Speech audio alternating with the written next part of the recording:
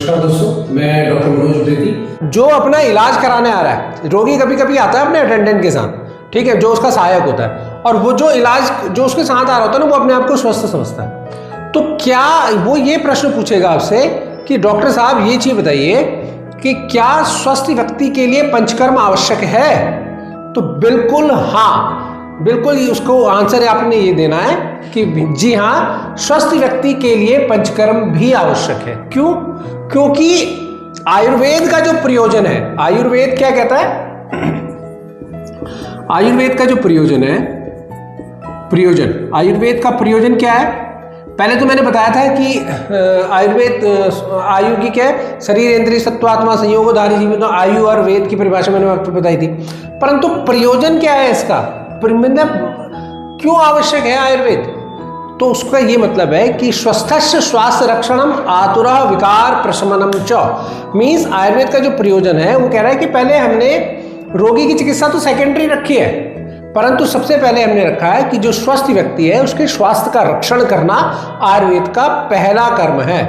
तो इसीलिए पहले अगर आपके दोष वृद्धि हो चुकी है, अगर आपको अनायास, जैसे आप समझते हैं कि भाई आप स्वस्थ हैं, ठीक है, तो स्वस्थ है, तो ऐसी कंडीशन में आपको क्या करना है कि भाई जैसे ऋतुएं आएंगी तो ऋतुओं के हिसाब से क्या होता है, दोषों का संचय होने स्टार्ट हो जाएगा। तो जो बसंत ऋतु है, तो बसंत ऋतु में आपने क्या करना है? वमन कराना, क्योंकि जिससे कफ दोष जो संचय हो रहा है अनायास, रोग नहीं आ रहा है, कोई बात नहीं, परंतु प्रत्येक वर्ष अगर बसंत ऋतु में आप अपना वमन करा लेते हैं तो जो कफ से संबंधित रोग होने वाले थे, ठीक है, वो सब समाप्त हो जाएंगे। दूसरा, शरद ऋतु। शरद ऋतु में क्या करेंगे? शरद ऋतु में करेंगे विरेचन करेंगे और सिरोविरेचन करेंगे। मीन्स अब इसमें क्या है कि पित्तजन्य व्याधियों का संचय होने लगता है। तो पित्तजन्य व्याधियों में क्या आएगा?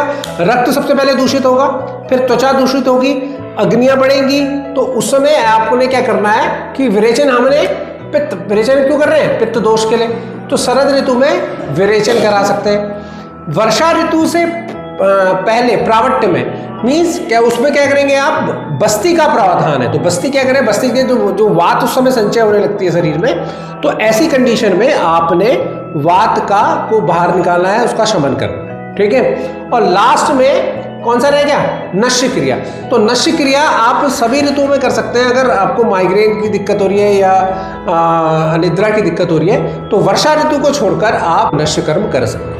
धन्यवाद दोस्तों, अगर आपको ये वीडियो पसंद आए तो इसको लाइक करें, सब्सक्राइब करें। धन्यवाद, नमस्कार।